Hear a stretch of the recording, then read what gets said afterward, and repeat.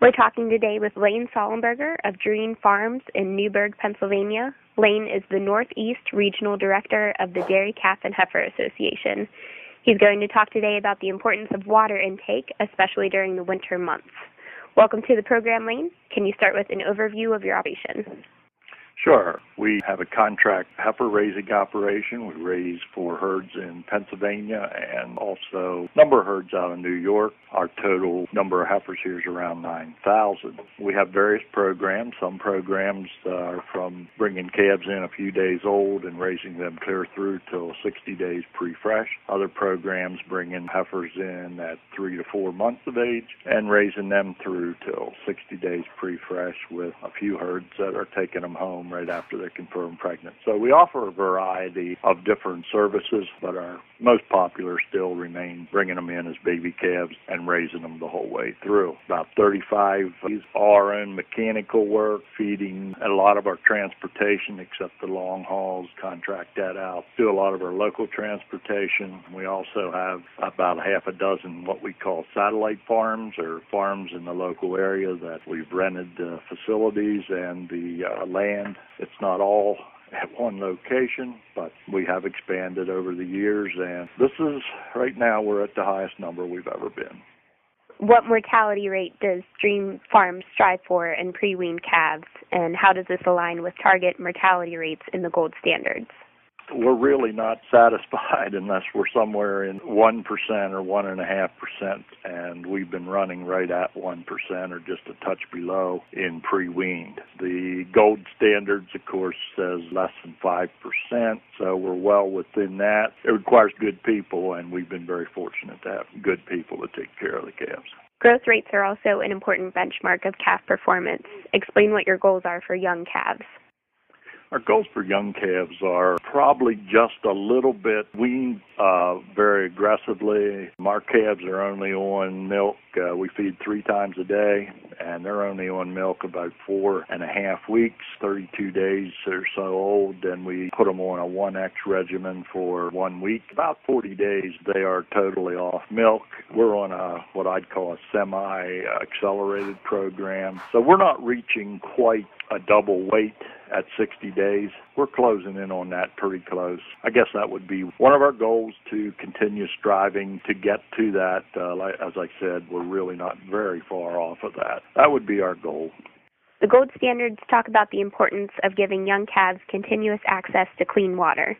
Tell me how you make that happen at Dream Farms during periods of cold or heat stress. Well, let's talk about heat stress first, having just come out of a very hot summer.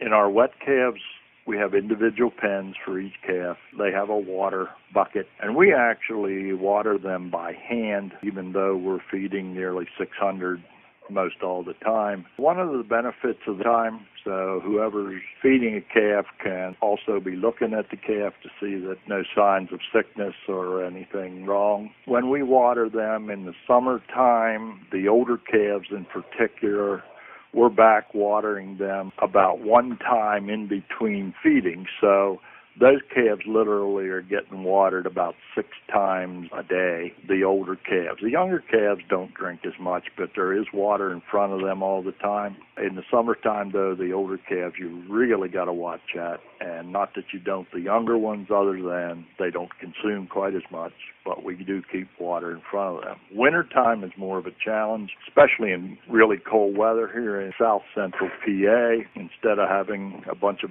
broken plastic buckets around, and there are periods of the time overnight that we have to throw the water out. Those times are really limited, and that was one of the reasons we went to 3X feeding. We used to feed 2X, but 3X has afforded us a lot of different advantages, and that's one of them, was watering. Personnel was around more often, and so we keep water in front of them. It's essential, just as essential in cold weather as it is in hot weather, to keep water in front of them. Now, in cold weather, we try to feed a little water that's a little warm, tepid water, so it wouldn't freeze as quick. Most days during the day, we don't have a problem. It's overnight when it gets colder that see some ice in the buckets, and we monitor temperatures, what the prediction is for temperatures, and pretty aggressive at keeping water in the buckets. And there might be short periods of time overnight that there wouldn't be any. Most of the time there is. Give us an overview of your calf starter nutrition program and how you use it as a benchmark for weaning. On our milk replacer, we're using about a 25% protein. In the summertime, we'll go down to maybe 16 on fat, but in the wintertime, we bring that back up to around about a 25-20. We might vary a couple points from that once in a while in the wintertime and about a 25-16 in the summer, and try to make sure we're getting some more so to speak, groceries into them during the winter months when they're struggling to maintain their own body heat more.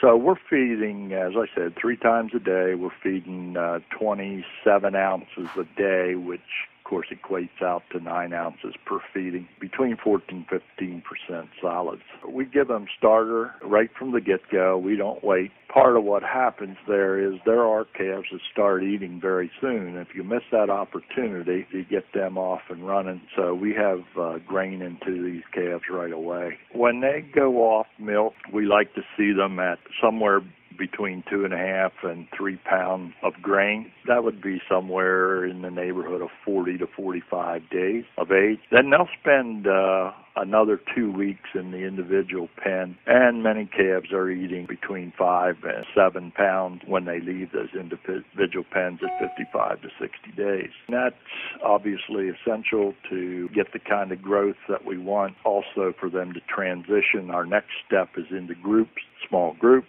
and to transition into there, they need to be eating well, the stress of that change. Our starter has rumensin in it also to fight cocci.